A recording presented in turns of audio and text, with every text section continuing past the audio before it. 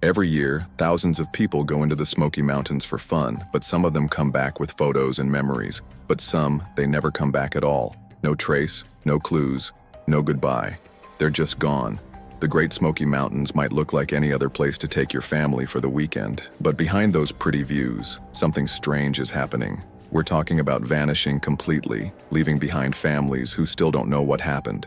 Hit the subscribe button, press the bell icon, and stick till the end, because once you hear what happened deep in those woods, you'll never look at the Smokies the same way again.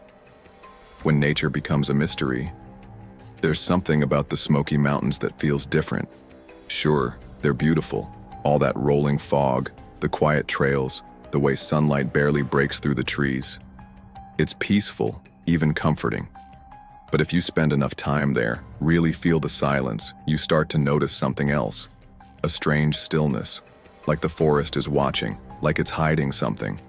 This place isn't just a popular hiking spot, it's a place where people disappear, and not just in the usual, got lost for a few hours kind of way. We're talking about people vanishing in the middle of the day, sometimes with others nearby. 1 second they're right there with you, and the next, they're gone. No footsteps, no calls for help, no signs of where they went. It doesn't make sense. And yet it keeps happening. Between 2018 and 2023 alone, over 30 people were reported missing in these mountains. Most came home, but a few never did. It's like the forest swallowed them whole and never gave them back. And that's where this story begins. Not just with missing people, but with the growing feeling that something is inside the Smokies that just doesn't want people to go there. Keep watching, because the stories we're about to share might just change your thoughts. The Disappearances of Dennis Martin. It was Father's Day weekend, 1969. Dennis Martin, just 6 years old, was out in the Smokies with his family. They were camping in a place called Spence Field, a peaceful little area surrounded by trails and trees. Dennis, full of energy, was playing hide-and-seek with his brother and some other kids.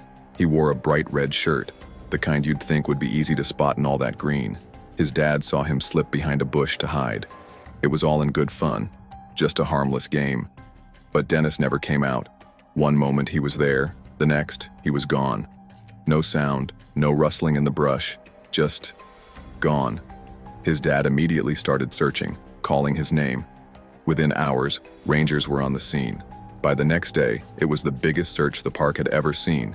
Over 1,400 people showed up to help. Even the FBI and the Green Berets got involved. They searched 56 square miles, but there were no clues. Not even a shoe. Heavy rain started almost right after Dennis went missing, washing away any tracks. Fog rolled in thick and fast, making it nearly impossible to see. 3 months later, the search was called off. And to this day, no one knows what happened to Dennis Martin. How does a child vanish in the middle of a field, in front of people, with no trace? It doesn't make sense. But it wouldn't be the last time something like this happened in the Smokies. The student who stepped off the trail. In October of 1976, 16-year-old Trenny Gibson went on a school field trip with her class. They were hiking along Forney Ridge Trail, a trail that winds through the forest with views of the mountains stretching out forever. It was the kind of day you'd take pictures of. Crisp air, golden leaves, everything feeling alive. Trenny was walking with a few classmates, nothing strange. But about halfway back to the parking area, she picked up her pace, like she wanted to get there before the others. One friend saw her bend down, maybe to tie her shoe or look at something, and then take a small right turn off the trail. It didn't seem unusual at the moment, but when the friend looked back again, Trenny was gone. Just like that. Gone. They searched for her for days, hundreds of people. A few shoe prints were found, possibly hers, leading toward Double Springs Shelter. But they were never confirmed. No bag, no sweater, no hair tie, nothing. And just like Dennis, Trenny was never found. Hold that thought, because the next story is just as strange. The hiker who walked into thin air.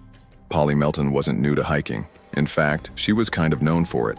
For nearly 20 years, she'd walked the Deep Creek Trail so many times, she probably could have done it with her eyes closed. On September 25th, 1981, she was walking the trail again, this time with 2 friends. It was a regular afternoon. Polly was cheerful, looking forward to a relaxing evening at the campground, where she and her husband had parked their trailer. They were almost finished with the hike when Polly suddenly picked up her pace.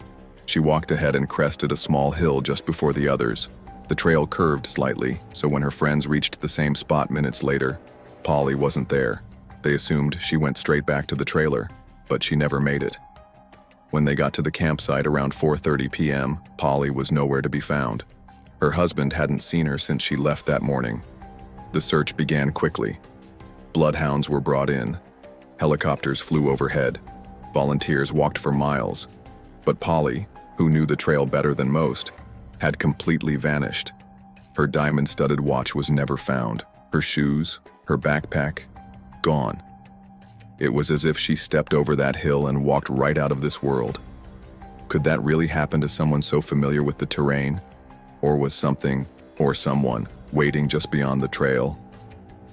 The unforgiving mountain terrain. These disappearances all sound impossible, don't they? But part of what makes them even more baffling is the land itself. The Smokies aren't just pretty to look at. They're tough, wild, unforgiving. Some areas are so thick with brush that even animals can't get through. Locals used to call these parts laurel hells, because the plants twist and tangle so badly, you can barely take a step without getting stuck. And then there's the weather. It changes in a heartbeat. You could be hiking under blue skies, then suddenly be surrounded by freezing fog or slammed with heavy rain. That rain doesn't just soak you, it floods trails, erases footprints, and turns small streams into raging currents. The fog, especially, is unsettling. It rolls in low and heavy. One minute you're looking at the trail, the next you can't even see your hand in front of your face. The search for answers continues. Even today, with all our modern technology, infrared helicopters, tracking dogs, forensic DNA tools, people still go missing here. The National Park Service handles about 100 search and rescue missions every year in the Smokies. Most end well, but some end in heartbreak, and some never end at all. Families of the missing never stop searching, never stop wondering. New leads come in. A hiker finds a torn piece of fabric, a bone, a shoe. Investigators run tests, compare DNA, and hope for closure. But for the families of Dennis, Trenny, and Polly, every update that goes nowhere just deepens the pain. And every time someone new vanishes, the same questions come back. Was it an accident? Was it foul play? Or is something more unexplainable going on? The Smoky Mountains are older than memory, older than stories. Who's to say what's really out there?